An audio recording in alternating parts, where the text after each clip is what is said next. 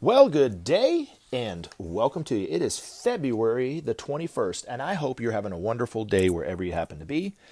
My name is Gary Willing, and as always, I want to welcome everyone to Search for Signs. Wherever you are, whoever you happen to be, you are welcome to stay as long as you want, come and go as you please. If you are new to this information and you have some questions you'd like to ask, you can do it. You can get your questions answered in a couple different ways. You can try to get them answered yourself by doing your own investigation, and I've tried to make it easier for everyone by posting websites that pertain to this information that you can actually start to investigate it for yourself.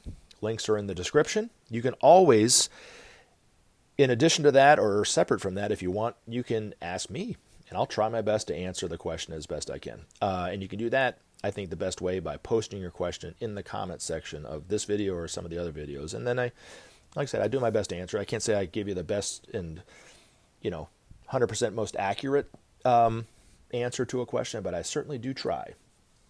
All right, now let's get on into it. I want to do something I don't know if I've done this before. Maybe I have, but if I have done this, it's been a long time. I want to read a news article, and this news article was sent to me by someone via email. I will include the link in the description. Not only for crediting the source of this article, but also so you can read the article yourself. It's coming from wxxinews.org. So what did they have to say that pertains to this information? All right, the title of the article is Gildebrand Seeks Oversight for UFOs, Unidentified Aerial Phenomena. All right, I'll read a little bit of the article, and then, like I said, I'll include the link so you can read the rest of it yourself if you so choose. A bipartisan amendment introduced in the U.S. Senate by Kirsten Gillibrand would ramp up the study of UFOs by the federal government. The measure would create an Anomaly Service and Resolution Office with a goal of using any and all assets from the intelligence community to understand unidentified aerial phenomena, otherwise known as UAPs.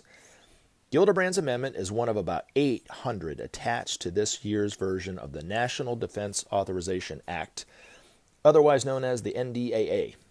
During a visit to Rochester Monday, the New York Democrat said her interest in studying UFOs comes from her work on the Senate Armed Services Committee. After hearing of a number of sightings of mysterious objects in the sky by naval and Air Force officers, Gillibrand said it's time to figure out what and where these things are from. And then, like I said, I'll let you read the rest of it. So, quite an extraordinary article. Now, it's one of many articles that have been coming out over the years. I did comment about one that I thought was quite extraordinary, too, in the summer of 2020. And that article was published in several major news sites online, where it said that high levels of the Pentagon were briefing not only senior members of Congress on both sides, whether it was the House or the Senate, but also the President of the United States, who happened to be Trump at the time. Now, the question that I posed was, would someone who made it up the bureaucratic ladder of the U.S. government, whether it's at the Pentagon or Congress or whatever, as high as these people are in the Pentagon, would they put their reputation and their career on the line and discuss something as crazy as UFOs and UFO activity with senior members of Congress and even the President of the United States if they didn't have conclusive evidence that there was something going on? Right? And so I'll save you the trouble of trying to think this one through for yourself. I don't think anybody would, right? Let alone, people who are adept at politics the way that you would have to be to get up to that level, right? They wouldn't have done it. And the thing about the article was President Trump at the time did not deny the meeting. He just said he didn't believe anything to it, which might have been true, but he didn't say, that meeting never happened. That's fake news. He never said that. He said that, they was confirming really that the meeting did take place. This, I think, is another example of that. And more and more articles are coming out over the years that what the governments really knew all along, that there has been UFO activity and proof of evidence of UFOs. More and more people are putting evidence of it on YouTube every single day. There's a website that I've had the link in all the videos that I put up called cropcircleconnector.net, where you can actually go and see evidence of crop circles. And so, I mean, the evidence is there, and it's there for the taking. All you have to do is just search it for yourself and find it. Now, since they wanted me to talk about it, I'm going to throw my 2 cents into all this. Now, I do think this is also evidence of what Benjamin Creme's master said about governments and the relation to their people. He said for decades that the people have been ahead of the governments on pretty much everything. And it's the governments that are holding us back. And in all the changes and the priorities of Maitreya, the people really most of us want peace.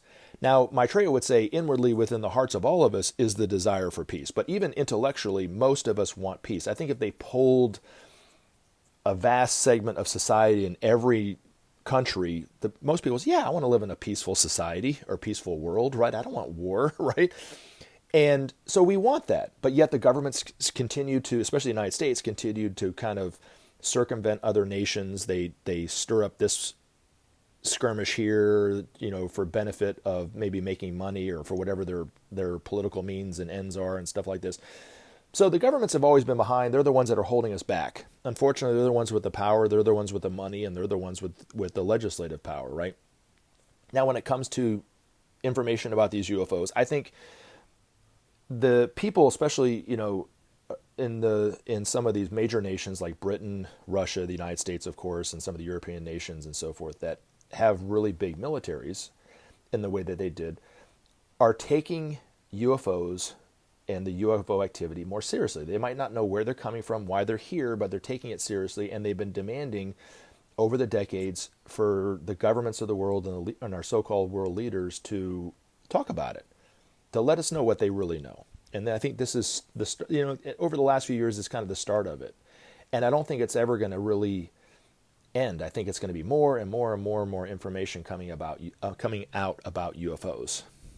And Benjamin Creme talked about it before he died, that even in Britain, they were starting to really declassify a lot of files that were at once labeled top secret. They're declassifying it, and these files relate directly to the activity of UFOs. Now, why are they here, and where are they coming from? That's the other question, because that's what this Senator Gillibrand was trying to come to the conclusion of.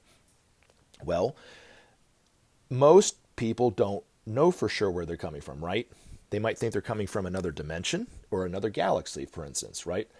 But nobody really thinks that they're coming from where they really are coming from, which is our own solar system, the planets of our own solar system, like Mars, Venus, Jupiter, and Saturn. There's only a couple individuals in the past 100 years that were really publicly talking about UFOs being harmless, for one thing, not denigrating the occupants of these vehicles, but also talking about they are here on a spiritual mission, but also they're coming from our sister planets. One was George Adamski, and I do have his link in the description so you can investigate about him and read about what he had to say about the work and activity of what he called the Space Brothers, but also Benjamin Creme. So if you go to the Share International site, he talks about it too. They're here, they're harmless, and they're coming from our sister planets. Now, I know what you're saying to yourself. I've already seen evidence of the fact that they're not on these planets, right? I've seen images of the surface of Mars or the surface of Venus, perhaps, or I've seen the flybys of Mercury. There's nobody living on those planets. Actually, there is. And according to the masters, there are more people living on Mars right now than there are on Earth. Now, they're not on what we would consider to be physicality, but they are on physicality. They're not in a different dimension. Okay, let me explain. Science postulates that the physical universe consists of solid, liquid, and gas, and that's it. So 3 levels, right? There's actually 7.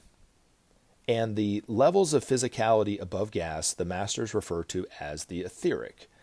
Now, here's another thing that you can investigate if you're interested. If you look up who and what Wilhelm Reich was and what he did and what he discovered, Wilhelm Reich was at one point a psychoanalyst, and then he kind of moved into more like becoming a regular scientist in a way. But he discovered a energy field around all things, and he named it the orgon.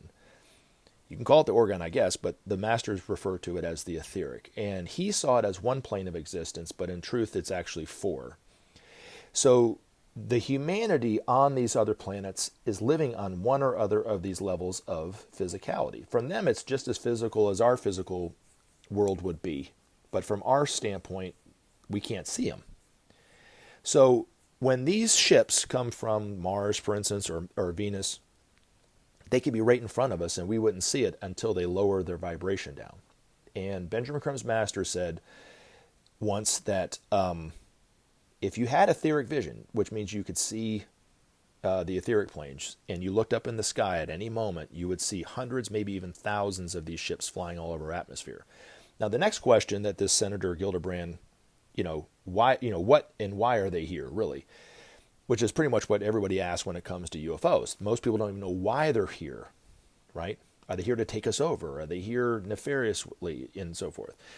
Well, people such as George Adamski and Benjamin Creme came out decades ago and said, no, they're here harmlessly.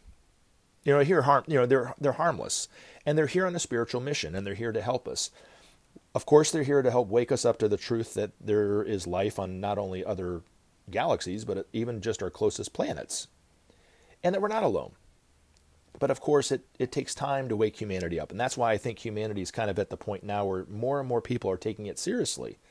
Like I said, they might not know why they're here or what they're doing or where they're coming from, but they are taking the topic of UFOs much more seriously than they did 40 years ago. It's not quite as taboo of a topic as it was, don't you think? So there's been some progress there, but the information and the truth about why they're here, we're still pretty much in the dark about. Now, they're here, obviously, to wake us up, but they're also here to help us because we are harming the environment in the way that we're doing.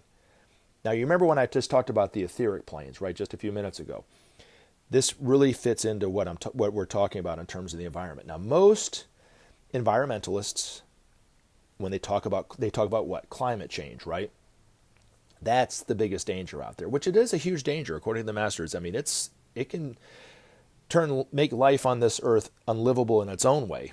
But the single biggest danger to the destruction of the environment, to our own immune system, to the plants and animals that breathe the air along with us, that's killing them off, is nuclear radiation, which our scientists, if you were to talk to one of them who knows about nuclear power and all that kind of stuff, they would say that it's safe, because when I put my Geiger counter up to the walls of the containment unit, right, or the silo or whatever it happens to be, there's nothing registering on the Geiger counter. If there was any radiation leaks, it would measure something, right? You hear the clicking noise of it.